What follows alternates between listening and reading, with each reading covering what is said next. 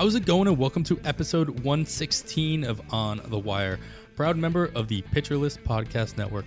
Follow the pod on the Twitter at On the Wire Pod. You can follow me at 80grade. That's all spelled out. And you can follow Kevin Hastings at HastingKevin. And it was nice to have Kevin back with us last week, but unfortunately he is off again this week. Instead, I'm very lucky to welcome back to the pod Mr. Greg Jewett. Greg should be followed on the Twitter at GJewett9. He is the closer expert at The Athletic, contributor over at Baseball HQ, most notably the founder and owner of Reliever Recon, which is a must follow in any and all insight into the bullpen world, both preseason and throughout the regular season. We'll take a bit more time to talk reliever landscape with Greg throughout the 2023 season and observations he's made so far. But before we get into all that, Greg, thank you so much for taking the time to come back on the show. How's the season treating you so far? Not too badly. Actually, even though I focus on relievers, after conversations with a couple of NFBC veterans, I zagged when the market was zagging, and I targeted more starting pitchers than I normally.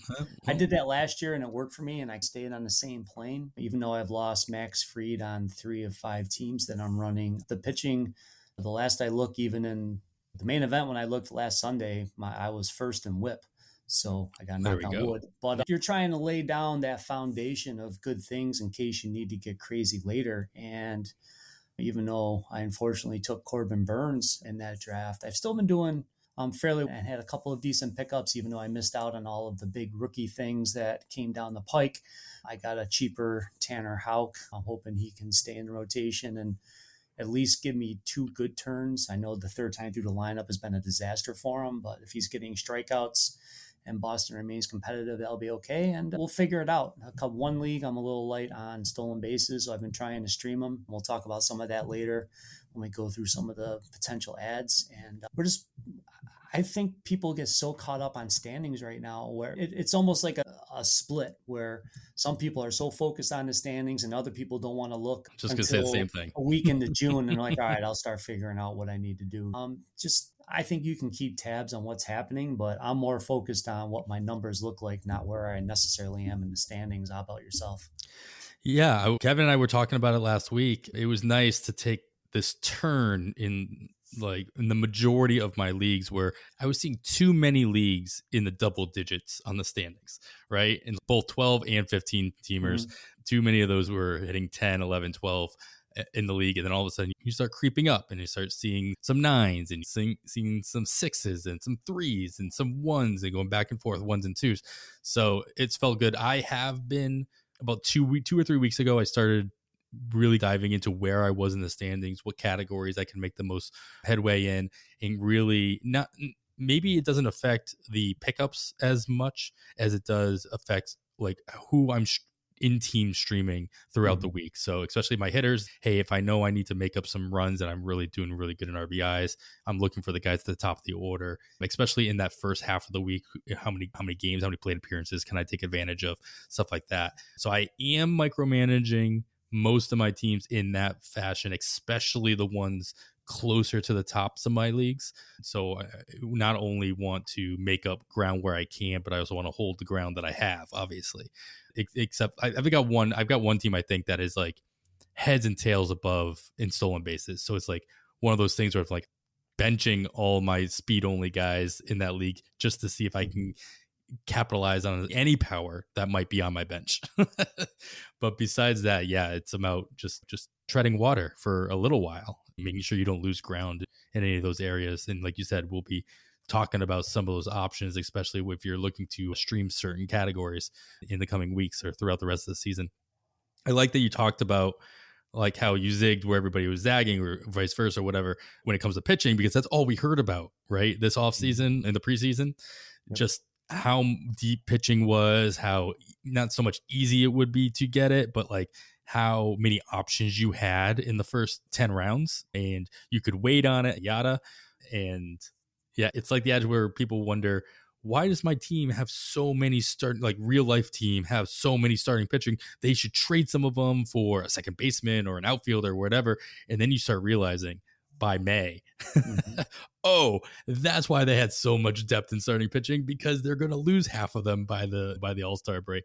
And so the depth is important, both in the fantasy realm and in real life, obviously. Yeah, I mean, we think of I got Jeffrey Springs on a couple of teams, and I was like, oh man, maybe I should have taken Rasmussen. Then literally like And 2 there you days go. he went down. I was like, well, didn't matter which one you took Yeah, because there they you both go. bummed. So There's the quote silver I guess I could linings. have moved out of the Rays, but the process was correct because you knew the Rays pitchers were going to produce good ratios and they had a chance to win because they're on a good team. You can't fault the process. You can just deal with what's coming down the pike. And even in Tout, because Tout, the head-to-head points league that I'm in, you wins are +7, losses are -5. And You to take that into I account. remembered Sure. people that were spending decent amount of money on guys on that were going to be on bad teams, and I'm like, I like those pitchers, but I'd rather consider an overpay on Christian Javier, who I got, but he's on Houston. I know Houston's going to usually contend, so I want guys in situations to win.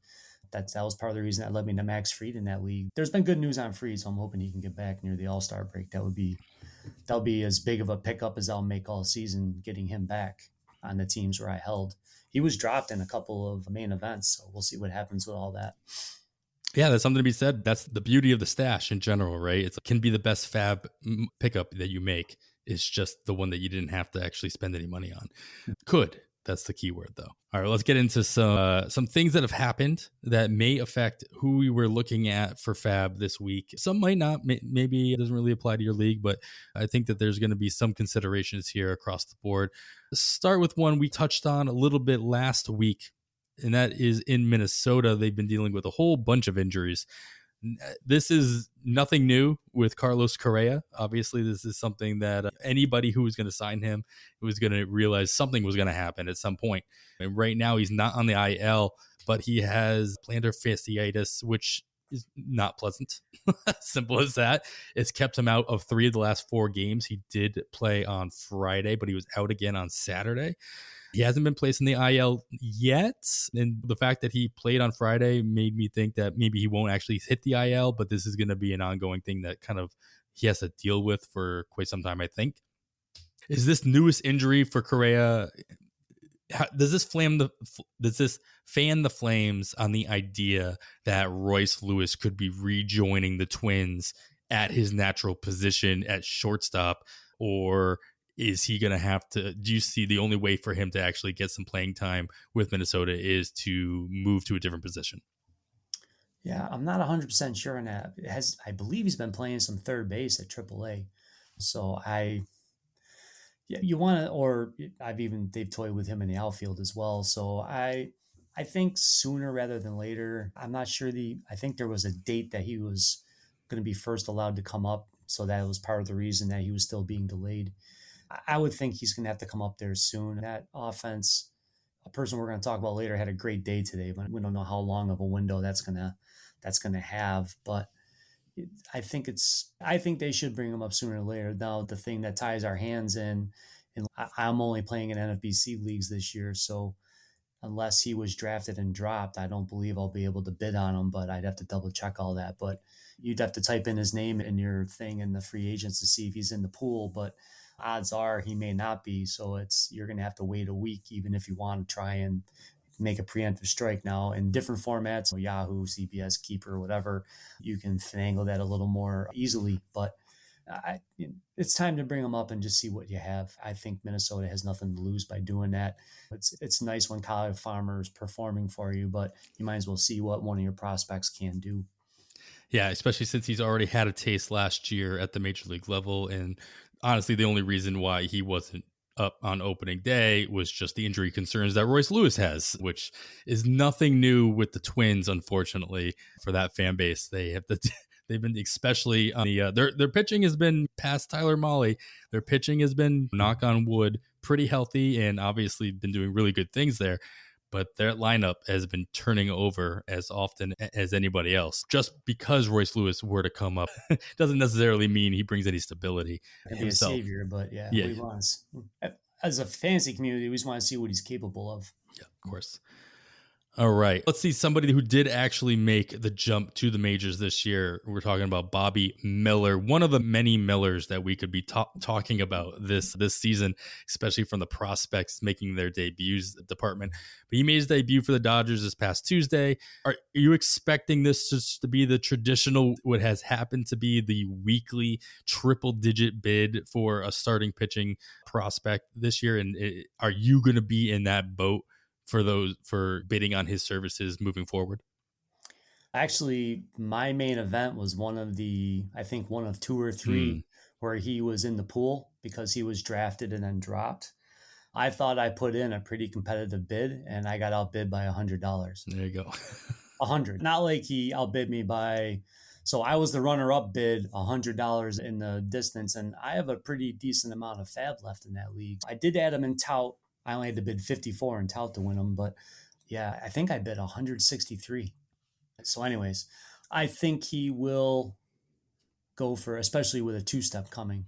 I think that's just gonna, it'd be one thing like, oh God, another rookie. I'm not going to spend the money. Like, oh wait a minute, he's on the Dodgers and he's got 2 starts coming up. So I think the FAAB dollars will be flying again. I don't think it'll be as extreme because people are running out of money. So I don't think it will have the same avalanche that we've seen in the past. But again, as my league already proved, Right. it was a 260 plus bid to win them. Just bake that in. So I almost think right now you almost have to look at the whole room, see what everybody's got left, and then you figure out what percent you're comfortable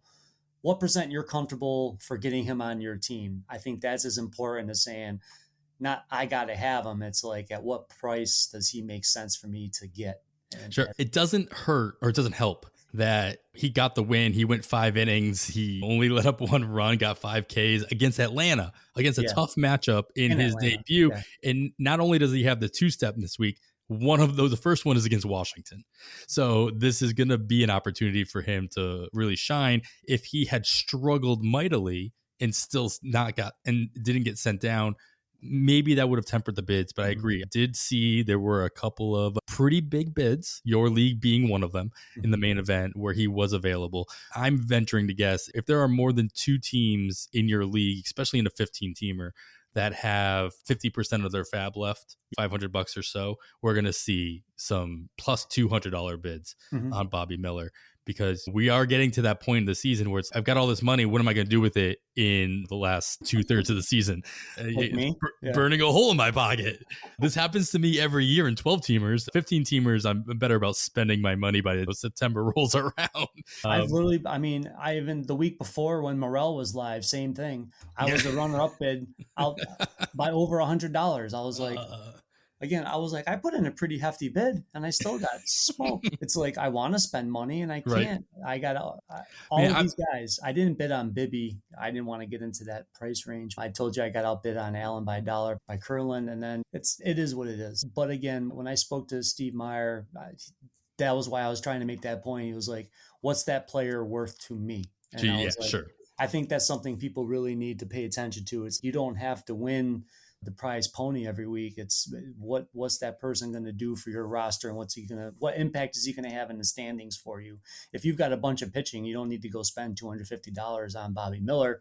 You need to address the other things that you might have open in your roster. All of these things make sense. Don't get caught up in having the next thing when it may not fit your construction. Yeah, that's fair. There's definitely a mental game to it where, like I said, you got money burning a hole in your pocket. You almost got to throw it out the window. Don't get them. Yeah. I'm in a daily FAAB league, which is really annoying to play, if I'm being honest, because I never know when to. It's only $100 FAAB budget, and you can do $0 bids. So most of the time, nobody's actually bidding any money on their free agents. They're just claiming players off the waiver wire. But Yuri Perez came up, and I'm like, you know what? I spent like $2 so far. $45. Here you go. All right, I got him. And the next lowest bid was like 10. And I'm like, but I don't care. I don't know how else I'm going to spend this money. I mean, I'm going to get the guy I want to get. Yeah. No, absolutely. All right, let's go. Another 2023 Major League debut, debuting for his new team as well, Nolan Jones. He was called up by the Rockies. He started both games so far that he has come up for, including starting today as we're recording this on Saturday at first base in Colorado. Jones had a less than impressive limited stint majors when he came up with Cleveland last season, hitting 244 with a 33% or more K rate through 94 major league plate appearances. But he's been killing it. Granted, it's PCL. Granted, it's the Colorado's AAA affiliate. That's fine. Still, killing it is killing it. Hitting 356, 12 jacks, 5 stolen bases on top of that. Just a 23% K rate and a 17 plus walk rate through 187 plate appearances so far in 2023 at AAA. Are you interested in Jones now that he's in Colorado at least half the time, or are you just too worried about Rockies being Rockies and manipulating weird playing time with anybody under the age of 29? Yeah, it's a double-edged sword here. It's been the year of the post-hype prospect, it feels like. So you almost think he's going to maybe take a step forward. I feel every time he came up to Cleveland, I think he pressed because he was worried about getting sent out. You try too hard and then you get sent back down. They never really gave him a real long leash. I don't know that Colorado will. It's nice that they're willing to move him around, and there's not much for them to play for, so they might as well see what he's got. I'm more interested in him because he's got the 5 stolen bases. If we can get different eligibilities and he's picking up some pocket steals, then yes, I will be more interested than less when that comes around, with the caveat that I might not even use him in the week scoring period ahead. I'll use that to evaluate where he's hitting, what's going on, and then when he's at home, I would like to activate him and see what happens in that week. You don't get that luxury in tout because you pick up a guy, you have to start him. You got to start him right away, sure. In NFBC, I'd be willing to take a little stash and look on if I have a team with room. I've been littered with injuries, so there's only 1 or 2 teams I could do that with. Yeah, I was excited, as many people were when he was traded. A hitter gets traded to Colorado, in general, at least take notice. It's, all these guys who signed with Cincinnati this offseason as well. Everybody was taking notice, even if they weren't actually going to produce. So I've got Jones at least in one or two draft and holds. We'll see how much I'm going to be looking at getting him on the rosters that make sense on my FAAB leagues, but just out of pure funness. Like I threw him he got called up on a Friday. So it's like, all right, I'm going to get him in my weekend lineup just to see how he does. He's in Colorado for his opening series. So obviously he didn't do anything great on Friday. He's 1 for 1 so far today as we're recording since Saturday. He scored a run. He's knocked in a run as well. So that's something to add to my stat sheet in that league. So that makes me feel a little bit better. He had a little bit of a base running blunder for what I remember seeing on Friday. So we'll see if those 5 stolen bases this year in AAA were just due to ineptitude of the team he's playing against, or if it was his own skill that was involved. First, his his Colorado major league debut, maybe pressing a little bit, maybe trying to do a little too much, a little too quickly, maybe calm it down a little bit, and still with the new rules and all that, which is something he's used to. They've had these rules in the minors, or at least at AAA for the last 2 years. So something he should be used to anyway. All right, we got to go in the opposite direction with this one. Really quick, straightforward question here. The Orioles finally, in quotation marks, optioned Grayson Rodriguez back to AAA as he's been driving the struggle bus to start his major league career here. If you have Rodriguez anywhere, first of all, had you already dropped him? And is this the straw that broke the camel's back, especially in an NFBC style league where you have very limited bench spots, no NA spots or anything like that? Are you dropping him now? I had 0 shares, but yeah, I'd be moving on with this news. There's just not enough room. It's one thing for me to hold on to Max Fried, but I know what Max Fried is. It's another thing to hold on to a guy that's at AAA. You can't, with a 7-man bench, you can't do that in that format. In a dynasty, I might be kicking the tires on somebody to buy low because they're frustrated with them, but in stuff that we're playing in, no. Yeah, that's fair. I'm sure we'll be talking on the complete opposite end about Grayson Rodriguez in 2 or 3 weeks, especially if he produces at all or changes his repertoire, does something different to make us take notice, because this is a guy, obviously, who was drafted everywhere. Even if he's dropped everywhere, you can pick him up at any time. So if you're in a lucky league where you have plenty of bench space and you want to wait a week, 2 weeks, you could probably get him for $1 or $2 and stash him if you have that stash spot, that unofficial stash spot on a limited bench. But until he shows us something, yeah, I agree. If I need that stash spot for something else active, he'll be back on the wire for sure. All right, the Royals, they option Nate Eaton back to AAA in order to make room for Drew Waters, who makes his Kansas City 2023 debut on Friday after finishing up his rehab stint, coming back from an oblique strain that he suffered during spring training. Drew Waters has been, let's use your phrase from earlier, this post-hype prospect that was doing very good things in the minors for Atlanta. Not so much once he made it up, and in Kansas City, still doing pretty good things during his rehab stint this year. Are you interested in Waters, especially assuming he's going to continue, he's going to get a full run, assuming his health is at 100% in Kansas City? Yeah, I'll be checking him out. Again, there's one or two teams that I have a need for what his skill set could provide. I just got to make sure I can handle the batting average risk, but yes. Yeah, of course you have. I talked about this last week or the week before. Surprisingly, Kansas City has had one of the more hitter-friendly ballparks this season. And doesn't have the stigma of being a hitter-friendly ballpark. And as things change throughout the summer, and as we're all probably experiencing, at least I know I am, the weather getting a little bit warmer as the summer gets a little bit closer, it may even out throughout the major leagues. But that's not necessarily going to help Waters throughout the course of the summer.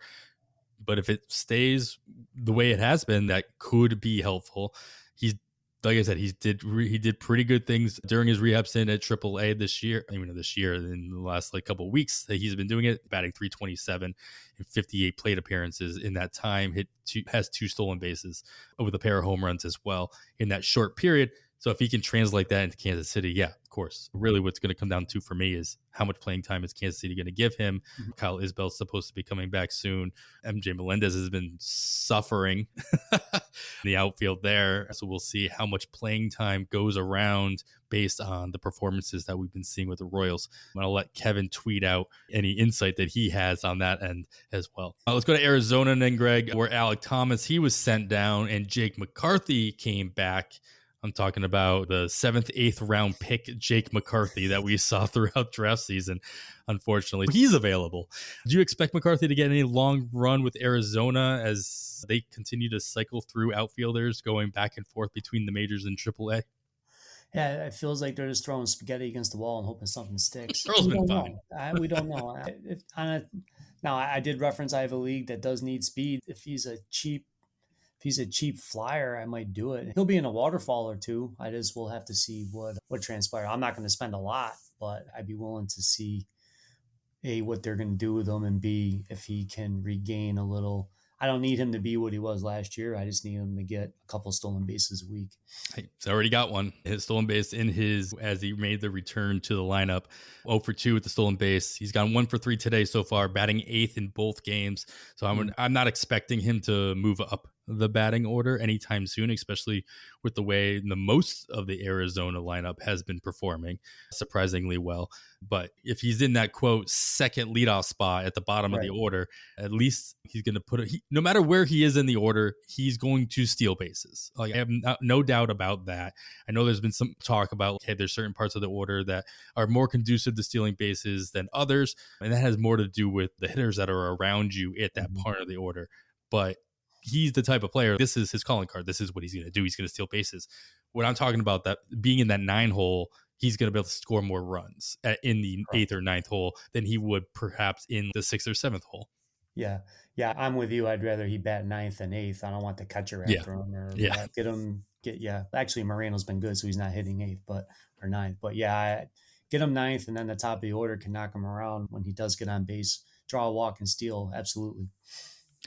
All right, let's end it here with a very scary scene for the Brewers with Willy Adames. He luckily, I guess I could say luckily, he's only put on the 7-day concussion IL after taking a Brian Anderson foul ball to the face in the dugout. So it's not something you see every day, and it was a very scary scene.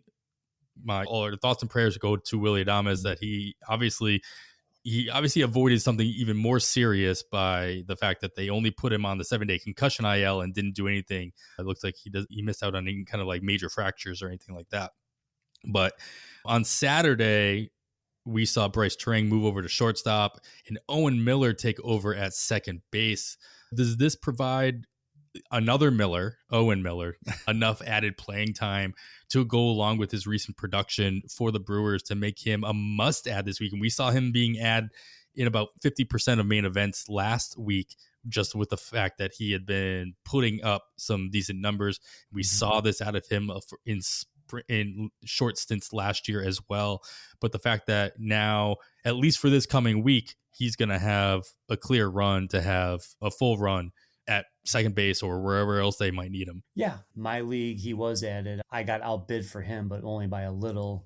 But I ended up with McKinstry as my backup. So that's worked out very well. So I'm okay with what transpired. Sometimes the waterfall goes your way. And the waterfall under him was a guy we'll talk about later. So I was on the right path with what I was trying to fill a need on my roster.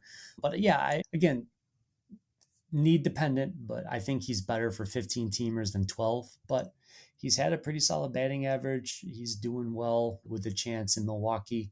And anytime you're getting guaranteed plate appearances, then you'll take it. It's also nice that he has first and second base eligibility, so then he can also go middle or corner. If you get an injury midweek, you can move him around, and it gives you a little roster freedom if necessary. Yeah, not only does he have the position flexibility, which is, yes, definitely nice, and we'll talk about that later on with a couple of people as well, but Milwaukee's batting him pretty much everywhere. Like, I think he's batted in every single position in the lineup besides ninth, with a good majority of it being toward the top of the order, which is regardless of what you think you know about a player. If somebody's at the top or in the top third of an order of a Major League Baseball team's order, you at least have to take notice, especially if he's playing every day and it's not a platoon situation. Miller will be somebody, especially in rosters that I need any kind of infield help, even just for a short period of time at a week, especially those where I need runs scored at the top of an order. Granted, not a team that's really producing all that much right now, but again, still top of the order, top third of the order. Got to take notice of that. Yep. All right, that's good. Oh, I'm sorry. He can give you a steal or two. He was in my Baseball HQ article the week before this one, because I was noticing that he was bubbling up in the batting order. So if they're doing this, you have to pay attention to it. You're getting plate appearances and you're getting more runs, so he's relevant. Absolutely. I think that stigma is still attached to him from what he did last year and how he flamed out really quickly. And that empty batting average he had as well. So it doesn't matter if you're, again, we will just we'll beat this to the ground. Top of the order, scoring runs, doesn't matter. Just do what's right for your team. All right, that's going to wrap it up for the news and notes section of this episode. As always, I'm sure we missed a whole bunch of stuff worth noting. To keep up with all the news of the day, make sure you're listening to both Nick Pollock's Plus Pitch podcasts, where he highlights every starting pitching performance from the day prior, and the First Pitch podcast with Casey Bubba and Jay Crumpler. They break down the news, highlights, and observations from every day's worth of games, as well as looking ahead at each slate to keep you up to date with everything you need to know to win your fantasy league. All right, in just a moment, I'm going to talk to Greg about the biggest bullpen observations he's made so far. But first, we're going to take a quick break. All right, we are back. Of course, you are still listening to On the Wire. I am Adam Howe, this week joined by Greg Jewett, founder and owner of Reliever Recon. And that's exactly what I want to pick your brain about a little bit here, Greg, is your pride and joy here. Again, we talked about it a little bit off air. Is like you're doing more than just following bullpens. Like Joey's like, you're not playing in reliever only fantasy leagues, which would be something. And I'm sure there's a league like that exists out there. There is a guy who runs one because Samolsky and Bullpen Guru are in it, but I'm always like, guys, I'm too busy to do. It's sad to say, there's too much in the preseason. I got too many pots on the fire. I'm just like, I don't want to wait or give away 2 hours to do a reliever draft. Right. It's terrible. I would probably have fun with it, but yeah. You still got to focus on these guys in a main league, especially in the deeper league in a 15-teamer at the very least. So you got plenty on your plate when it comes to that as well. Let's just talk in retrospective terms. Looking into 2023, we saw this happen for, I feel like, the last 3 years. Closers are moving up draft boards, going in at the 1-2 turn, multiple closers going within the first 4 rounds of drafts, whether you're in 12-teamers, 15-teamers. In 2023 specifically, has that worked out? in your opinion? It's yes and no. If that, I don't want to cop out, but Clase still leads the majors in saves, so it's not like he's a dud. However, the inflated whip and BABIP problems he suffered this year does not now. I will say one thing for Clase is I was reading somewhere that he's played in the cold average the aggregate, the coldest games of anybody. Like Cleveland's been playing in miserable weather. And I think he throws better. Every year in the second half, he teases like, oh my God, he's throwing more sliders. His strikeout rate's going to grow. And then he comes out in the opening in April and he's just buzzing cutters everywhere. I think it's time we understand that his strikeout ceiling is where it's at. We're just getting him as an aggregator. So that's okay. We just want that whip to be a little lower. He's still racking up saves, and you can't fault that, but he's already had as many blown saves this year as he did last year. But they're using him a lot, man. I was watching the game yesterday, and the announcers were calling him every day Emmanuel Clase, and it's funny, but holy crap. He leads the league in appearances, and they use him a lot. So you got to give the guy credit. Hader's been solid. He's followed the Padres. He'll have a hot stretch, and then they're not winning games. And then, like David Bednar came out like a house of fire. He hasn't had a save in May. It's not his fault. It's just Pittsburgh's not winning. It's the law of averages. It was never going to be as bountiful as it was in April throughout the season, and now that's come to roost. So when people are paying for one of those top people, it's because they don't want to deal with FAAB. For the most part, I think it's been okay. The prices, Romano's also had some ups and downs. A couple of games he struggled with the long ball. So all in all, it's been okay. I know at Recon, I wasn't targeting Jansen. I wasn't targeting Bard at his price point. I think the biggest surprise might be Alexis Diaz. Not that he's doing well. It's just that David Bell finally gave him the keys to the kingdom. Yeah, yeah. Here we go. David Bell for years and years. It was almost like Brandon Hyde last year. It was like I wanted to buy into what Lopez was doing and then Bautista, but you always remember that the 3 years prior, Hyde would just use a different person every single night. And I think the toughest thing, and I know this is leading into one of your other questions, I remember the first week of the season, Munoz had a save and Yohan Duran had a save. And people were like, oh man, imagine thinking you could get these guys at pick 150 or later, and people didn't think they were going to be the closer. And then today they used Duran in the 8th inning with a 4-run lead, which they already had him warming up. So I get you don't want to just get him up and not use him. And he did face the heart of the Blue Jays lineup, but it was a 4-run lead, so there was no need to use him in the 9th inning. But then the 9th inning went sideways, and they didn't have Duran to come in and close it out. They're lucky. Imagine if Minnesota had blown that game today, what people would be saying about Rocco Baldelli. So it's every time we think Duran's the closer, he pulls the rug out from under us. One of the things I've looked at more this year based on Aaron Pags and Nate when they do the podcast on the site, they've followed games finished closely through the years, and I've started adding that into my process. So with today's outing, that dropped his game finish percentage this year to 63, and now his save share is just over 50. Is that a closer? If you're only finishing 65% of the games and saving about half, you can call that the primary save share, but I don't know that I want to give him the term closer, which I think is an antiquated term to begin with, but that's another podcast for another day. And the same thing, everyone was taking the victory laps when Evan Phillips was getting saves and then Dave Roberts. What I've noticed in that situation is when the Dodgers are playing a contender, he's using Phillips as what I call the highest leverage reliever. So when he thinks he needs him the most, he comes in taking on the toughest pocket of a lineup. It doesn't matter if it's the 7th, 8th. He was in the 5th inning the other day. Yeah. The game's on the line, I'm using Phillips. But when he's playing weaker teams, he'll save him for the 9th inning because he's not as worried about it. He figures his bridge relievers can get him to the 9th because he's not as scared of the opposing team's lineup.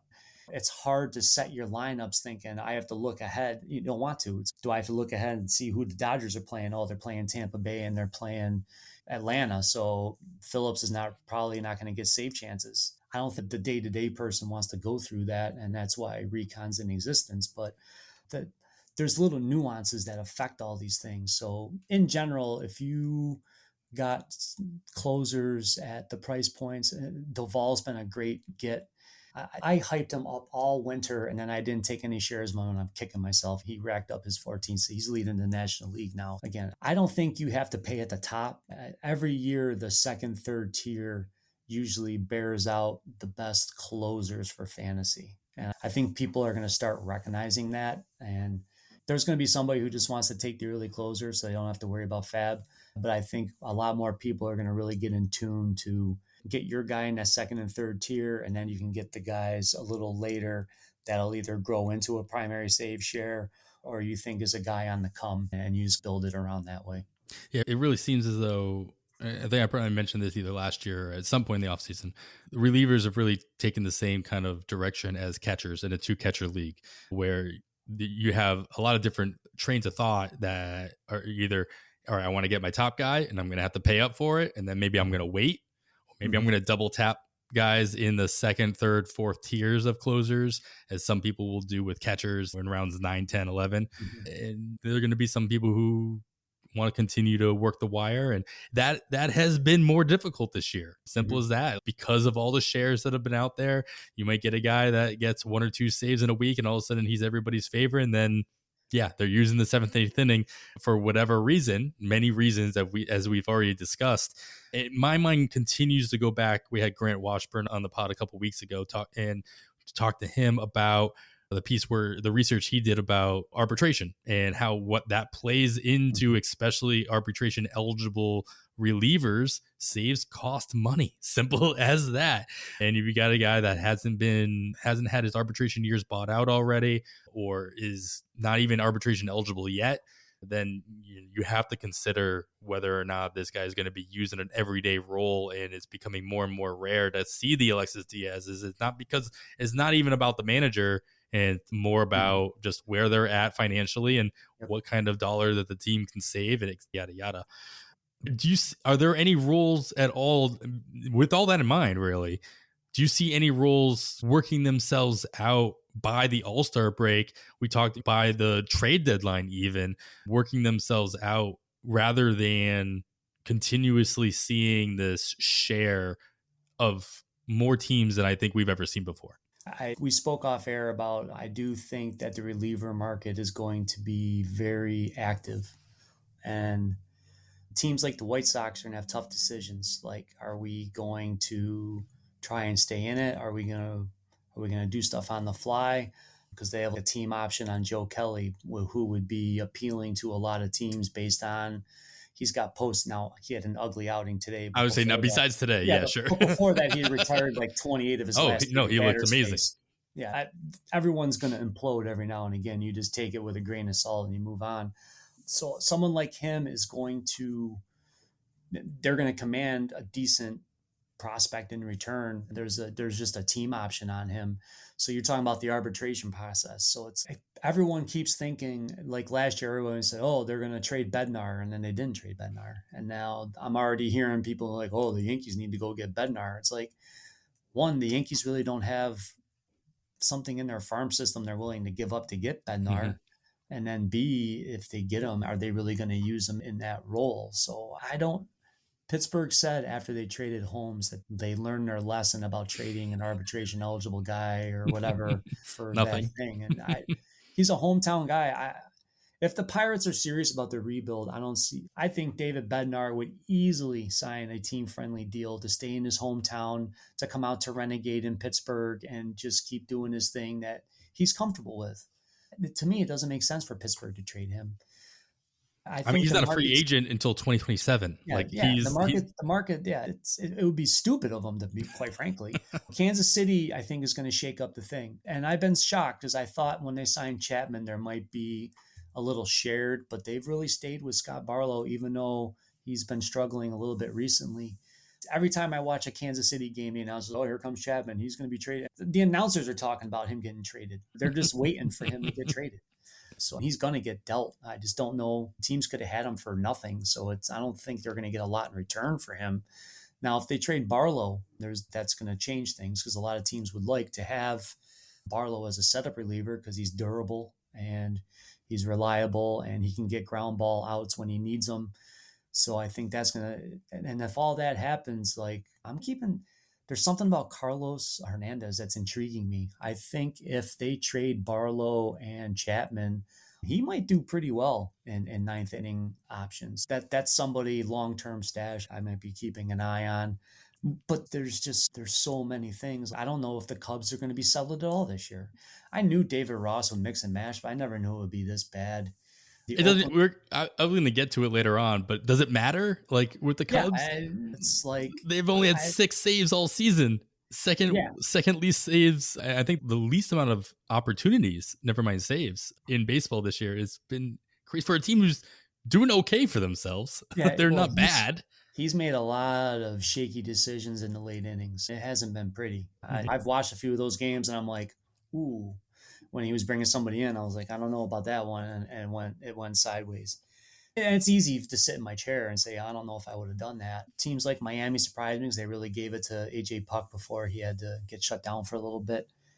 And the funny thing was, is you don't know how to wait spring because it's like when it's a veteran, you're like, you look the other way because he might just be going through the motions, but it bore itself out with Bard's velocity being down and his command struggling.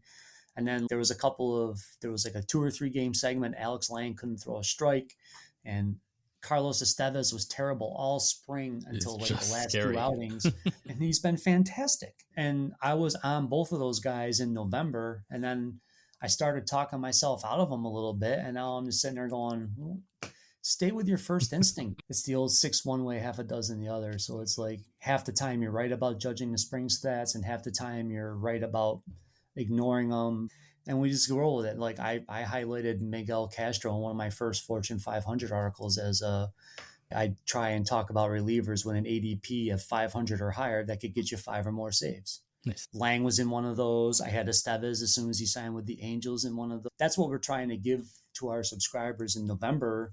Because like once Detroit traded everybody in the bullpen, one of our subscribers was like, "Oh my God, I've been taking Alex Lang all winter, so now he's sitting pretty in a lot of his DCs, and that's the point." So, anyways, getting all around back to that, I think the Yankees will try and get somebody to anchor their ninth inning because even though everybody wants Aaron Boone to use Michael King that way, he's just proven he's not going to. So we just have to give up on that, and they'll keep mixing and matching until they do something in the trade market.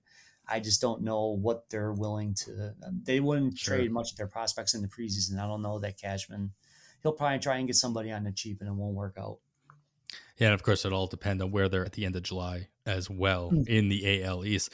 All right, last thing I want to talk to you about, specifically reliever related, and then we'll get into all of our recommendations for FAAB this week. You alluded to him earlier. AJ Puck looked like he was in that role for Miami, or at least they gave him the keys. And then, of course, he goes down. Jose Alvarado looked like he had pretty much taken, regardless of whether or not he was the quote closer or not in Philadelphia, he was just blowing everybody away with the strikeout rate and everything else he was doing there.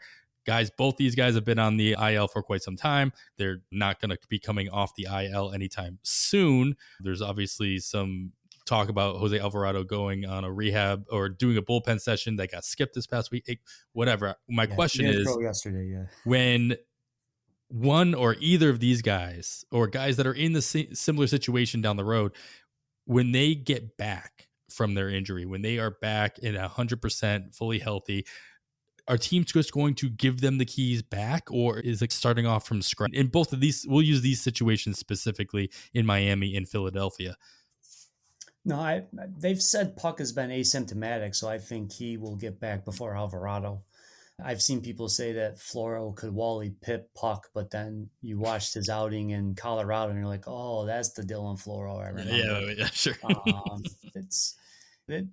He benefited on a pretty good schedule and getting hot at the right time. He was just in the right place at the right time. And I have Puck in a couple places, so I'm grumbling a little bit, but same thing. I've got Pete Fairbanks on a couple of teams. And then when he took his little respite there was when all of the save opportunities happened for Tampa Bay. He pitched for a month with nothing happening. He was throwing baseballs up in the air in the bullpen. He goes on the IL. There's a save every day. I was like, what the? But anyways, I think Puck, when he gets back, they might give him an outing or two to get his feet under him. But I anticipate him returning to the primary save share. It doesn't mean they won't use Floro in a couple of matchups where it does them best. So if they're playing a team with their two best left-handed, like they're playing the Phillies and, Harper and Schwarber are coming up in the 8th inning, you'll probably see Puck just because they want to neutralize those two hitters. But, that's not going to be an everyday sort of a thing. And same with Alvarado.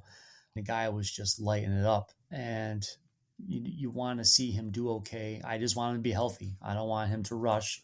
I was excited that he could be activated soon, but then you don't want to put him at risk. So he'll probably need another week or two before he returns. But Kimbrel's having a nice little run here. But again, he's still Craig Kimbrel.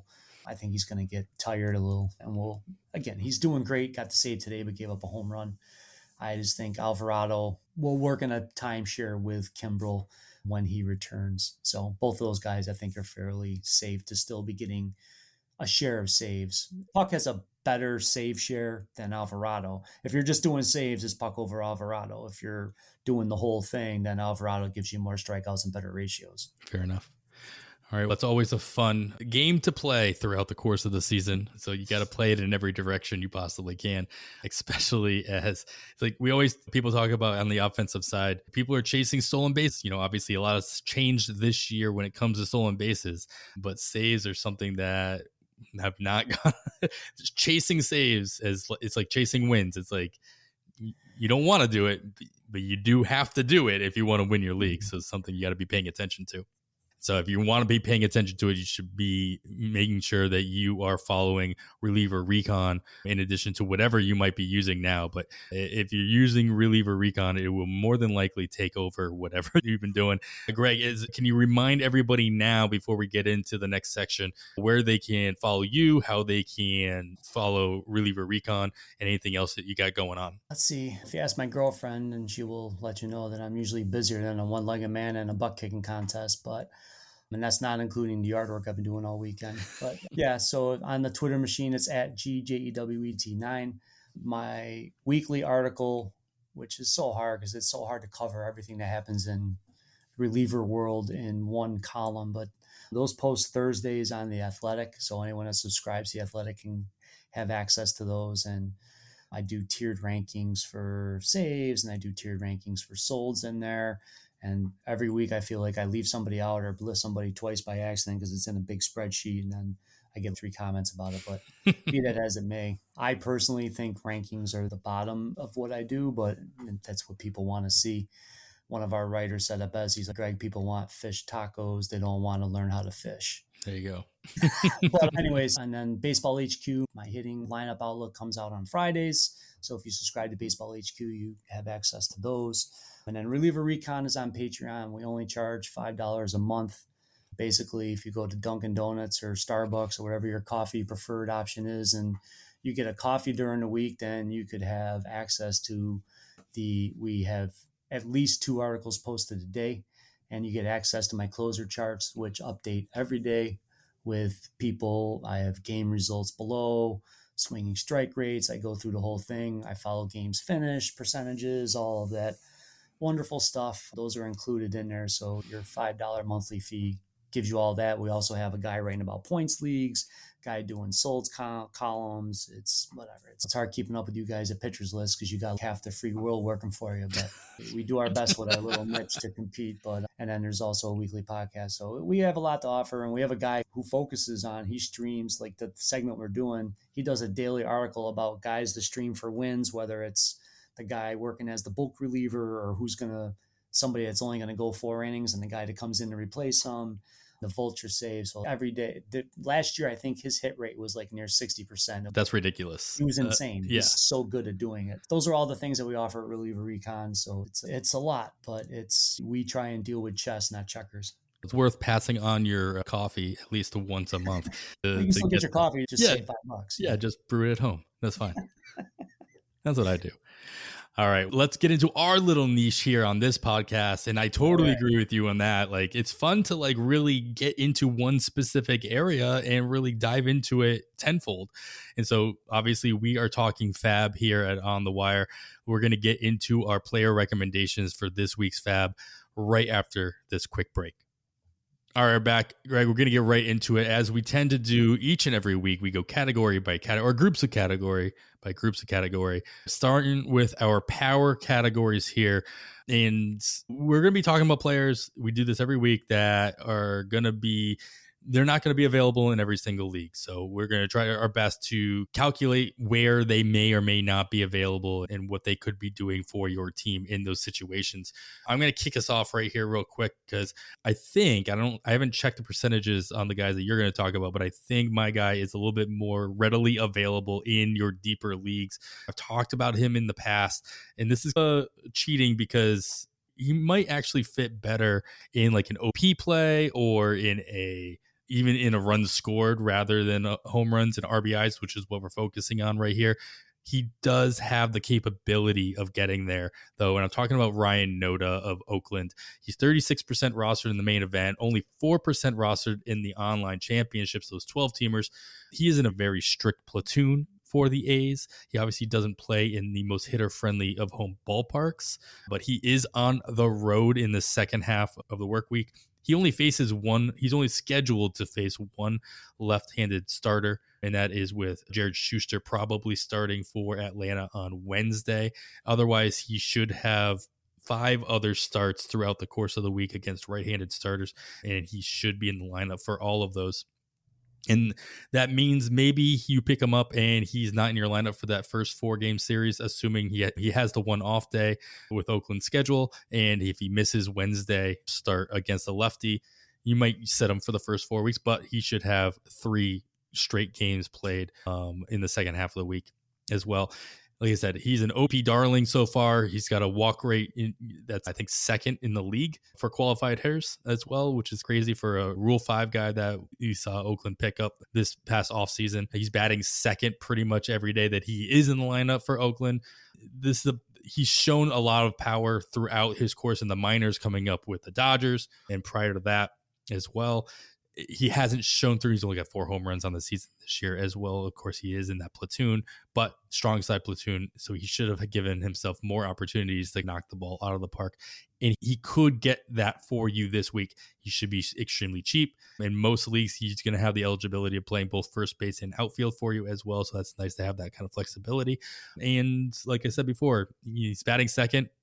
Even with Oakland, he should give yourself an opportunity to score some runs as well, though we are focusing on power here. So, Greg, I'm going to ask you to give me some players, or at least one player that's a little bit more an obvious power play here than Noda. Noda is as we talked about it off air as well, it's hard to really be scraping the bottom of the barrel in those 15 teamers, especially in your main event, for guys that are almost guaranteed not only playing time, but also guaranteed to get you that extra pop that you're looking for. This is where Noda comes in. Noda is that guy that he has the ability to do it. And if you can get him this week and maybe he can show it to you, great. You hit gold, you're lucky. But these are the kind of plays that you really got to be looking for in those deeper leagues. You don't have to play them the whole week either. They can still be useful to you in short stints. But do you have anybody that's a little bit more of an obvious power play in the case that they might be available in people's leagues? I took this from a 12-team lens. So I had down Tristan Casas. His hard hit rate's been ticking up, and they get not only are they playing a lot this week, they have a doubleheader on Saturday against Tampa Bay. So all 3 Reds pitchers are going to be right-handed. He's going to get a mostly right-handed option with Tampa Bay.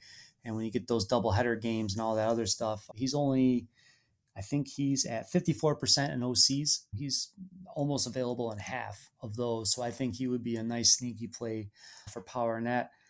He's more widely owned in OCs, Marcell Ozuna, but he's been crushing the ball. His last 48 play appearances, not counting today where he went over, he's had 5 home runs with an 8.16 slugging. I don't like the guy, but he's producing. And if I need power in a 12-team league and he's sitting there, I'm probably going to take a look at him, including me and Tout this week. So hopefully none of the Tout guys are listening because he's available in our 12-team head-to-header. So I'm on him. Now, in a deeper one, I think a sneaky guy this week could be Adam Frazier. Again, you're talking about somebody who's hitting near the top of the order for Baltimore. They get 3 games in Camden Yards. They are going to San Francisco, which isn't terrific, but I think he could still get you maybe a couple of home runs next week. He's going to see a lot of right-handed pitching, and that Orioles lineup is not bad. They haven't been Not doing at well all. against Texas, but I think he is a sneaky sort of guy. Plus, the nice thing is he's second base outfield. So anytime I'm getting guys that can fill more than one spot, even if it's only a fill-in thing, it gives you a little more roster fluidity. So when you're looking at those, you're setting your lineup on Monday and Friday, anytime you have more options with those guys, it's beneficial. Yeah, that's fair. I love the flexibility that you're going to get out of a lot of the options that we're going to talk about today on the offensive side. All right, as we move into the speed categories, I'll give you my weekly warning that this isn't only about stolen bases, as one of my choices is going to prove, but runs scored as well you want to be focusing on. So in 15 teamers, JP Crawford is still readily available, 38% rostered in the main event, only 2% rostered in the online championship 12 teamers. I focus on him and the next guy, Zach McKinstry, who people have been picking up like wildfire in the last couple weeks anyway. 94% rostered in the main event, still only 23% rostered in the online championship. But these are both guys that are leading off every day for their respective ball clubs. Crawford's not stealing any bases, has never really been part of his game. He's been an empty batting average, but he's at the top of that lineup on a pretty good Seattle team. He's scoring runs, like not every day, on a regular basis, he is scoring runs at a higher clip than most other players. JP Crawford be somebody, if runs is the category that you can make the most headway in, be somebody that I'd be looking at, especially in those deeper leagues. And Zach McKinstry is somebody that I've been picking up and dropping and picking up pretty much all season. And I think that this is finally the point where he'll be sticking on rosters where I already have him, and he'll be toward the top of my waterfall bids instead of like second or third, which has been the case for McKinstry for me in a couple places. And I think you is the same. We talked about this off air as well. McKinstry and the guy I'm going to talk about in the next section, Corey Jukes. These are guys that not only are scoring runs, especially McKinstry as he's leading off for the Tigers every day, but McKinstry's got pop and he's stealing bases at above average clip. As I pull up my brag boards, if anybody's interested, I have a link on my pinned tweet on Twitter where I'm tracking the rates at which everybody's running and who they're running on, et cetera, et cetera. You can check that out. But McKinstry is got a SBOT of second base SBOT of 22.8%, which means he is running over 22% of the time he has an opportunity to do, which at this year going into Saturday, the MLB average was 10%, which is 3 points higher than it has been in the past on an annual basis. But still, he's at twice the average rate of a major league base runner. He's taking off, and he is being successful 87.5% of the time. He's only been caught once at second base, or caught once at all, never mind just at second base. But this is somebody who's pretty much doing it all because the Tigers are giving him every opportunity to do. And on top of that, the Tigers are letting him play anywhere he wants to play. He has eligibility everywhere except catcher and first base, I think. At least on Yahoo, I know he's eligible as second, third, short, and the outfield. I know he's got at least triple eligibility on NFBC as well. So available in both your corner and your middle, in addition to the outfield in utility spots. So a lot of options for him to plug in to those holes. And this is a guy that will be able to fill the holes in any given time. And if he's in that leadoff spot, even for a not so great team like the Tigers, he's still scoring runs, and he's adding on top of that speed component that we're always going to be continuing to look. Even if stolen bases are more plentiful, if you can get a guy who's regularly doing it in your lineup, again, not something you have to worry about in FAAB as much as somebody you can trust, that the team trusts to continue to do that. JP Crawford runs specifically, especially in your deeper formats. Zach McKinstry, if you're in one of those leagues that has not yet, or he's been in everybody's waterfall bid at second or third like me, and he's still available, maybe put him at the top of that waterfall bid this week. Who might you be looking at for those speed components, Greg?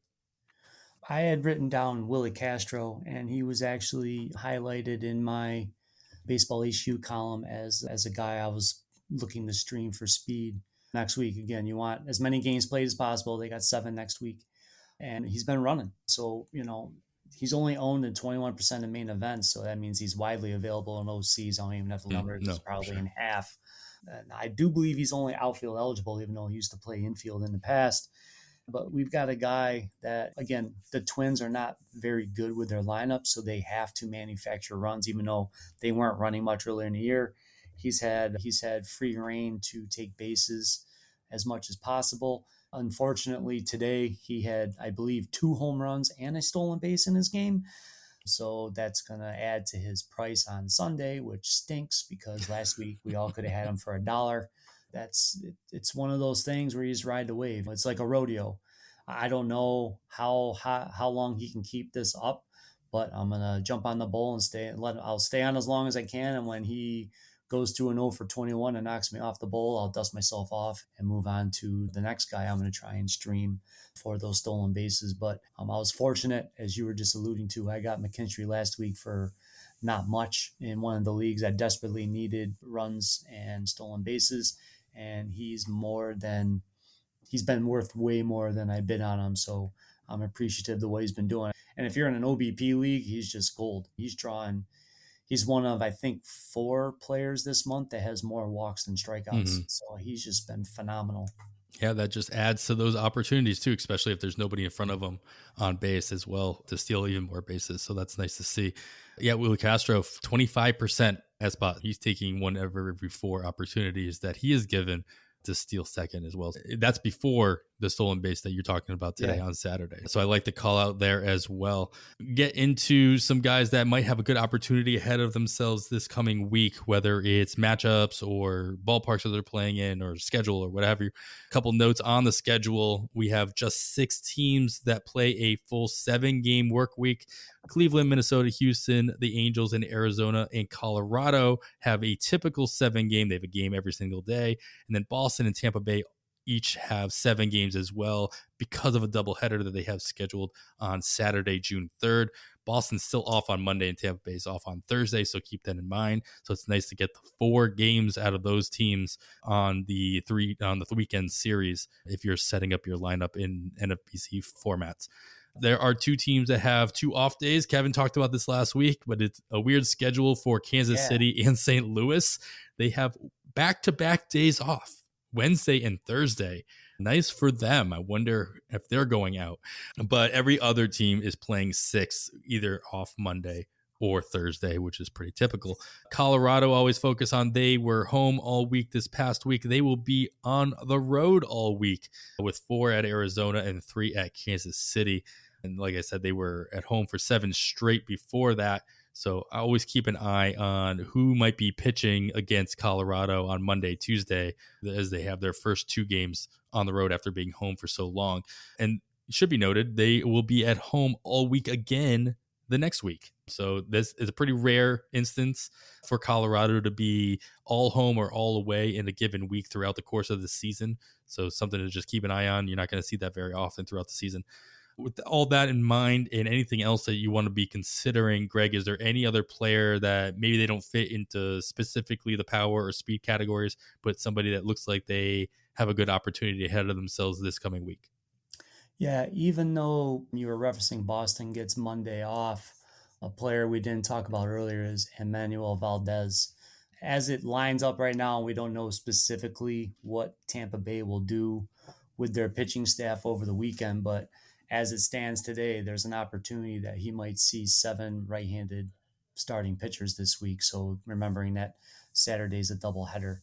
So they might do like a Jalen Beeks as an opener and then have one of the guys come in behind him. But you're looking at, I don't think he's really going to be a great average option right now. But if I'm looking for a guy that's going to be able to give me some pop in good matchups through the week, outside of the stuff like I would probably prefer Frazier just because I'm going to get a better batting average, floor, and some runs. Valdez in the alignment he has coming up this week, again, like we said, with the 3 Reds right-handed pitchers, and then their bullpen outside of Diaz can be very shaky. And then we're talking about Tampa Bay in there for the 4 games in the 3 days. And that second part of the up downs for the week, I think he could be in the spot for a very productive week. Nice. Yeah. If we can take advantage of that doubleheader at least in the weekend series, you should try to do, at least keep it in mind when you're making your adjustments on your lineups. Sometimes it's the weekend series when you're adjusting your lineups. It seems really easy. It's like, all right, everybody's got the 3 games, but at least here you got the added plate appearances for Boston and Tampa Bay to consider. The guy I kind of alluded to earlier, and I briefly mentioned his name last week. Somebody that I'm keeping an eye on is Corey Jukes of Houston. Houston, also one of those teams that has a full 7-game work week. Duke is mostly a stolen base play here as well, though his average is not hurting you, and he's not really hurting you in any other category. Again, being part of the Houston lineup is not typically gonna hurt you in any specific area.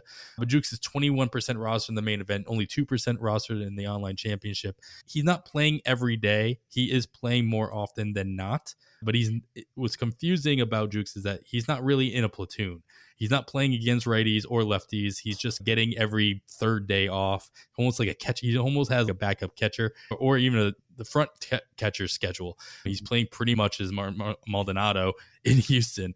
That being said, when he is playing, he is producing. And if you can get, again, a 7-game work week for Houston is going to get him 5 games on the slate throughout the week.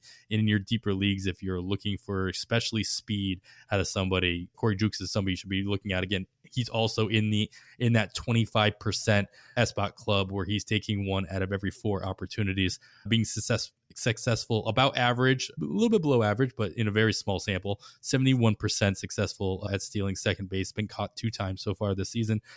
But something I want to consider thinking about is you have on the one at the extreme level of Esteury Ruiz, where obviously he's been stealing bases like crazy. He's carrying some teams, obviously, with the amount of stolen bases that he's putting up. I think I saw somewhere he's on pace for 83 stolen bases this year, which obviously would be crazy in comparison to what we've seen in the last decade or so. Ruiz has had 42 opportunities to steal second base in 231 plate appearances. Guys like Corey Jukes and McKinstry we talked about earlier. Jukes specifically has only had 28 opportunities to get his 6 stolen bases, and he's gotten those opportunities in 130 plate appearances. And so this is a guy who he hasn't had the same amount of opportunities as somebody like Ruiz in the same amount of playing time, but he's doing just as much with the playing time that he has been given. So on a per plate appearance basis or on a per opportunity basis, he's right up there with a guy like Ruiz. Granted, Ruiz actually has twice as much of an aggressive rate at stealing bases as these guys do at 52%. But at that same point, these guys are still, if they were to get full-time playing time, and McKinstry has walked into that, is somebody you want to take notice as long as their rates stay where they are. McKinstry's has. Jukes needs to take that next step and take over left field or take over a mix of DH and left field on a regular basis before you can really put him into that same category. But that's why you get him now and cross your fingers. All right, let's move into our pitching categories, Greg, for guys to look at. First, we start with our counting categories, wins and strikeouts. It doesn't have to be a 2-start guy. That doesn't hurt. Obviously, you get more opportunities. If you want to follow your guy over at Reliever Recon looking for those vulture wins, whatever you want to do, who are you looking at to steal you a win, maybe jack up a couple of strikeouts for your teams? If I'm keeping it cheap this week, which with my pitching, I probably will, I'm curious about Dylan Covey. He's already on his 3rd team. However, he had a pretty nice outing his last time out. I'm looking at the 3.30 Sierra, 17.9 K minus BB percentage, and he gets a game he'll be going against Mackenzie Gore and Washington. I think the Phillies offense might be able to give him enough of a boost to get a cheap W. This is a guy you're probably going to get for $1 or $2 bid at most. And if he gets you that cheap win, then you're riding off into the sunset and you're happy as pie and you move on to the next guy you're going to stream. There's a couple of people I was interested in, but they have tough matchups this week. Faedo had 10 strikeouts over the weekend, but now he's going to go up against Houston. I don't know if I really want to go into that sort of a fray. So I tried to find a guy with easier path, less resistance, and hopefully be able to, at the least, I think he'll be able to stay with Gore, and we'll see what goes. But it's not somebody I'm really on long term. This is just a 1-week flyer. Yeah, I think that especially in 15-teamers, and you're probably playing more 15-teamers than I do, but I think you're starting to see, especially in the NFBC where you only have the 7-man bench, you're starting to see more teams utilize more than 50% of that bench with starters, team streamers, if you will. Like Mhm. Paul Sport calls them team streamers a lot. Guys that you're not going to drop, but you're also not going to play every week. Wait Right. for those matchups. And so it makes it even harder to find these guys on the wire. And so it's just, yeah, you're not always want to pick up those guys just because they did good last week. Like you're talking about Faedo, if they have just a situation where I don't trust them next week, as simple as that. And you can add them, but yeah, I would be delicate about when I use them. But his last matchup was terrific. That's why I was going to pick him up for Tout, but I ended up getting somebody different. But that worked out. That he was my backup bid for Bobby Miller, because I was like, there's no way I'm going to win Miller, but I ended up winning him. So it is what it is. I was nervous about starting him in Atlanta, but it thankfully worked out. I'm up against Clay Link this week. Good luck with that. Yeah. All right, we're doing okay. I got 4 guys going tomorrow. You got to have starting pitching in the head-to-head. Oh, sure. So especially late in the week. Yeah. So yeah, and again, tomorrow I've got Javier and 3 other pitchers all going. So I'm hoping by volume, if nothing else, that should carry me the rest of the way. That's a perfect little segue here. As you talk about head to head, I'm looking at him in one of my head to head leagues. I'm looking at picking up a streamer for tomorrow, and it looks like Covey obviously is scheduled to go up against Atlanta. Not the best situation. You want to see a pitcher that you're not 100% sure about, sure, but he's also got the late game, which is always nice. It's always nice to stream the one that has the Sunday night game. Maybe I don't need him. Maybe I bench him at the last possible second. Yeah. And it's also interesting that this is a guy that you're looking at, and you won't know for sure if you really want to pick him up until right before FAAB, when his outing is pretty much over, regardless of whether it goes well or not. So that will definitely dictate if you're going to get him for $1 or $2, or you're going to have, spend an extra couple bucks here or there, just because if he does well against Atlanta. I was say there's nothing worse than the Sunday save tax. Yeah. There's like a guy you've been tracking all week. They're like, all right, I'm going to get him for nothing. And then he gets a save on Sunday, and you're like, son of a. Now everybody. And all of the bids extrapolate up. I've written about that more than once. I've been following that every week. If a guy gets a save, it just jumps up the bidding. It's man. But anyways, I digress. Let's keep trucking. All right. Alex Wood is still available in 50% of the online championships, available, I think, in one league in the main event. He obviously got his first win the other day. That was nice for San Francisco to give him so much run support by the second inning. I think he was up 12-1, and I'm just crossing my fingers because I had streamed them in a league. I'm like, please just let him go 5. Don't pull him early just because they have the lead. And he went 5.2, so that's nice. But he's got some really nice matchups coming up against Pittsburgh this week, and then he has Colorado with Rocky Road the following week. So this would be one of those guys that I, especially in 12-teamers even, I'll be wanting to grab as a team streamer, and I'll be streaming him throughout the course of the next 2 outings. I think he either gets St. Louis or Atlanta or somebody a little bit tougher after that. So I'll play that by ear when I need to. All right, let's move on to ratios, as we are starting to chip away at ERA and WHIP even in May. And I'd throw a guy that is only 2% rostered in the main event, obviously 0% rostered. This is a guy that I don't expect to be the top of anybody's waterfall bid, but it's one of those guys, you got to know the names that you're willing to take on if you just have a giant hole in your rotation and you'd rather have a breathing body than miss out on pretty much everybody. Joel Pamps in Milwaukee. You look throughout the course of the entire schedule, he's pitched in 3 games every single scoring period this season. You can't say that for every reliever, and he's been pretty dang good at pretty much every outing, mixing it up between 2/3 innings all the way up to 2-inning outings. And he's reliable in that sense, where you're going to get anywhere between 2 1/3 to 5 innings out of him throughout the course of the week. He's racking up some strikeouts. He's not letting up a lot of runs or hits or walks. It's just not somebody that'll be at the top of any of my waterfalls, but he'll be in my waterfalls, especially where I need a warm body who's not going to hurt me. And as a reliever who's moving his way up the ranks, Milwaukee's got 3 straight holds, as I'm sure you are very well aware, as you wear your Brewers hat and obviously run reliever recon, is somebody who's running up the ranks behind Devin Williams in Milwaukee as well. I don't expect him to vulture a save per se in Milwaukee, but again, a guy that is not going to hurt me in any of my ratios, and it's going to chip in a couple of strikeouts throughout. Maybe he backs his way into a win. I'm not doing that. I'm not going after him for that reason, especially in Milwaukee, who's not really backing anybody into a win most recently. Sorry to say.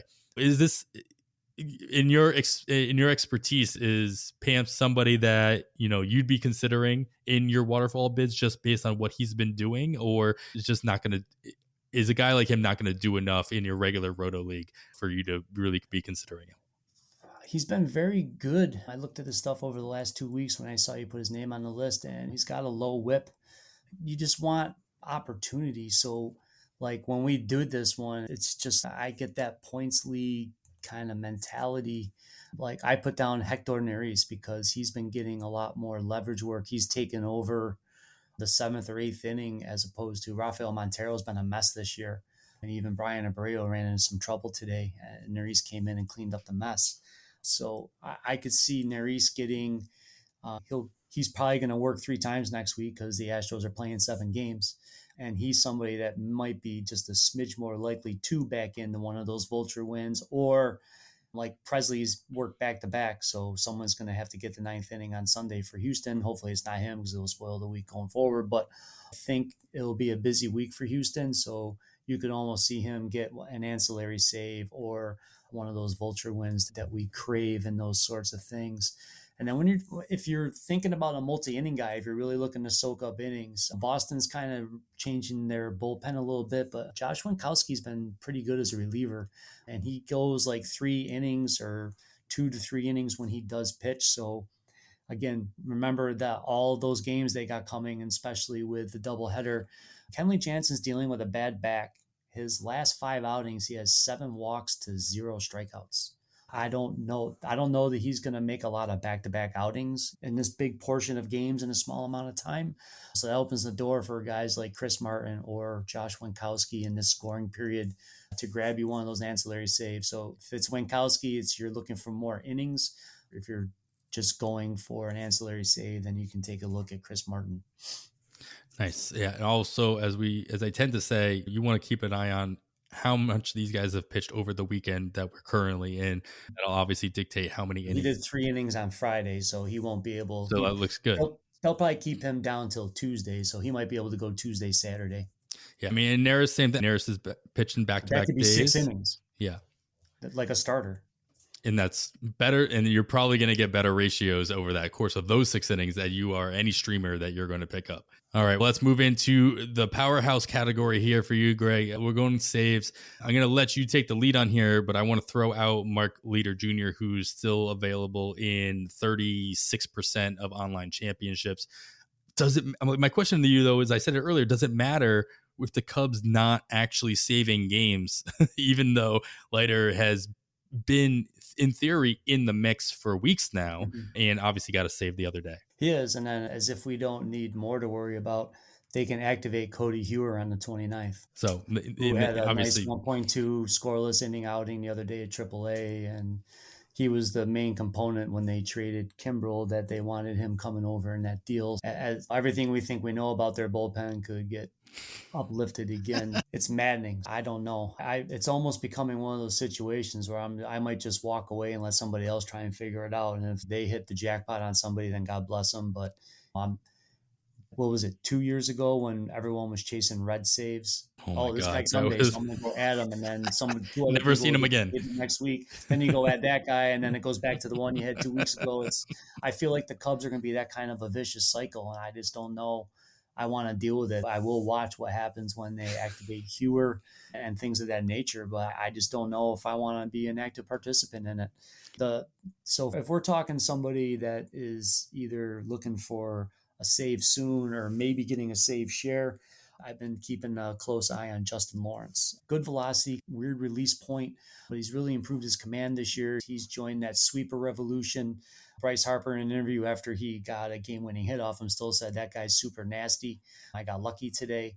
I think you listen to players. When Bryce Harper is telling you that a guy is nasty, you take note of it. Pierce Johnson does have 10 saves, but I don't know that I can really believe long-term in a guy with a 1.70 whip or higher as my closer. I don't want that on my roster because usually when I got a closer, he's to help my ratios, not blow them up. So I think Justin Lawrence, again, I'm praying he doesn't get a save like today or Sunday, so the price stays low. So I might be trying to tuck him away in a couple of 15 teamers. And if he can make headway, especially with Colorado on the road this week, because his stuff ticks up when he's on the road, I think he's somebody to keep a close eye on as somebody that could emerge with a save share in that situation. Again, I am pulling for Daniel Bard and Trevor May in their personal struggles. I just don't know that either team will trust either one of those guys in the ninth inning just because of the pressure that inning presents. So, yeah. That's fair. Anyways, after all that long-winded stuff, Justin Lawrence is a guy that I think you might be well served by tucking away in leagues that it may take till the middle of June, it may take till July, but I think, and don't forget, Pierce Johnson is on a 1-year contract. So Colorado, if they could get some decent outings on him, would be well served this time to trade him. To actually make a trade? Make a trade, yes, and not try and keep him under their team control. Oh, Colorado. All right, we'll move on there to our final category, my favorite category, the wild card section here. This is pretty much any kind of stash, any kind of player that doesn't fit into any other categories we talked about. I'm going to start us off here with this really quick shout out for Derek Hall over in Philadelphia. He is set to make his rehab starting this coming Tuesday. No timetable on how long that rehab will start, but this kind of makes up for my power recommendation earlier.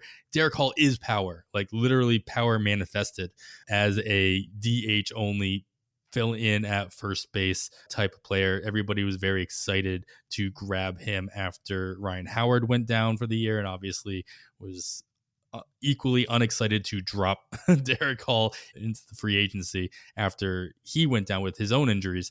But he is set to do his rehab stint. If it's a week long, if it's a 2 week long, whatever it is, this would be the cheapest time you have to stash him along if power is the area in which you need the most help. As long as he comes back at 100% health, I would venture to guess he'll get at the very least a strong side platoon share at not the DH spot. Obviously, they have somebody clogging up that spot right now, but to move him into first base as long as he shows what he was showing both last year and throughout at the very beginning of this year as well. Derek Hall, he's just going to get more expensive week in and week out. So if you have the flexibility and you need the power, somebody to keep an eye out for. Greg, you got some names that we already mentioned, but I don't know if you got somebody else you want to throw out there, or you want to just double down on somebody else. Justin Lawrence also fits this one. I'll go back to, we talked about him earlier. I truly believe, and again, you have to be patient. This is more of write this in a notebook and then come back to this in a month. I think Carlos Hernandez might separate himself in that bullpen. So when and if Kansas City, I think they will trade Barlow. I'm not 100% sure, but it really makes sense in what they're trying to do, especially with their manager coming over from Tampa Bay. They were never scared to move a reliever at his highest value that's still in an arbitration window. If they move Barlow and they move Chapman, I think Hernandez could emerge as the primary save share going for it. So I don't want to jinx the guy, but there was an outing the other day. He came in and he just blew away 3 batters. He hit 100 miles per hour on all 3 hitters during the strikeouts. He came in the other day with runners on second and third and navigated, didn't let any inherited runners score. I think he's really starting to grow into the reliever role, and that I see him as, it's a long-term stash, but that's someone definitely, you're in the AL only and things of that nature. I think that's someone to keep close tabs on. Yeah, I like that idea of writing in a notebook and then coming back 3 weeks before the trade deadline and seeing where things are at and where your roster's at. These last couple of weeks, is he lighting up? If he's still performing well, then yep. Yeah, and especially if we start hearing the rumors. There was a good column by Levi Weaver the other day on The Athletic. He was going through trade scenarios for Texas. The nice thing is usually the beat writers are giving you an idea of who's being talked about as far as being moved, and you start seeing the names like, okay, so Joe Kelly's being talked about and these guys. So, what prospect capital is going to take to get some of these players. But these are names that are out there, I think, and that's what we really have to pay attention to. Where are those things going to open up? If you have Will Smith, you might want to start making alternate plans because odds are if Texas does go out and get somebody, it's to either share saves with him or maybe take over that ninth inning. So then Smith can be the highest leverage guy against the left-handed pockets. Sure. So there's going to be changes, and you have to be prepared. Don't be sitting there whistling Dixie thinking you've got the guy who's going to be the closer all year, and then the team makes deals, especially on winning teams. Especially in head-to-head leagues. This is the worst. Yes. And we don't know. I'm wearing a Brewers hat. Would they be willing to move Devin Williams? If they're not where they want to be in a month from now, and there's no chance at the postseason, if we get bad news on Woodruff and Burns is still angry at the organization, what happens? Do the Brewers blow it all up? It hasn't been a bounty of saves for Williams this year. I think there's going to be one or two that just shock us, and I'm prepared for it, but we'll see what happens. You get prepared for the idea of it happening, but where it happens is always going to be, yeah. Someone's going to do something. They're going to shove all the chips in. It's always fun. It's always a fun time of year for sure, regardless of who you're actually rooting for or where you want it to happen. All right, that pretty much sums it up. Hopefully we got some names out there that you either double down on who you were thinking about or gave you something new to think about as well when you're making your bids. Greg Jewett, thank you so much for coming back on the show. Always a pleasure. Is there one specific thing that you want to give a shout out to, something that you guys are working on, or anything extra? And we'll have links to all your work in the show notes, and you obviously can follow Greg on Twitter for all that as well. Yeah, with the NFBC kind of ramping up the second chance thing, I reached out we to didn't the even talk guys about yesterday, those. And I was like, after I just said I hate doing rankings, I reached out to the guys. I'm like, we should probably get a ROS rankings for the people that are doing those drafts. Mm-hmm. So I'm going to do a little special, like rest of the season, just look at the projections, look at the things, and then put in guys like a couple of people I mentioned as saying these might be late round grabs, not necessarily in the Gladiator, but in the other second chance where you have a roster, getting a couple of these guys that you draft them and you're not burning FAAB when they do move into those save shares. We've already been talking about it, so we'll get it organized tomorrow. Sunday's always our busiest day with the FAAB runs. So I think Monday on Memorial Day, I'll really dive full bore into it and get a post not only with that stuff, but with it's nice having 4 other people's thoughts when you do the cumulative ranks. So, and as long as they're not just 4 different voices in your own head, they're actual people. It's always it's a nice plus. Having other voices. Yeah. No, so we've always been a little bit NFBC centric, but that just again with those things coming up around the bend, that's something we wanted to do to just give our subscribers a little extra boost. So at least they have a firm idea of how they want to attack relievers in those second chance drafts. But it also is nice for the people that aren't in the NFBC. It's just an ROS kind of overview, like pre-trade deadline. If this happens, think about this. Absolutely. Great. Well, make sure you're looking out for that at Reliever Recon. Get your subscriptions in there. Drop off your coffee. Brew your coffee at home and get that subscription there. Greg, again, thank you so much for joining me. And that's going to wrap it up for episode 116 of On the Wire. Make sure you're subscribing, sharing, reviewing the podcast wherever you're listening. We are back every Sunday with detailed FAAB breakdowns throughout the 2023 season. Of course, keep a lookout for Brett Ford's companion article over at pitcherlist.com. Comes out every Sunday afternoon as well. You can follow myself on the Twitter at 80grade. That's all spelled out. Kevin is at HastingKevin. Of course, follow the pod at On the Wire Pod. I'd like to once again thank my guest, Greg Jewett, for joining me this week. Follow him on the Twitter at GJEWET9. After all that, I am Adam Howe on behalf of Kevin Hastings. Thanks for listening, and we bid you goodbye.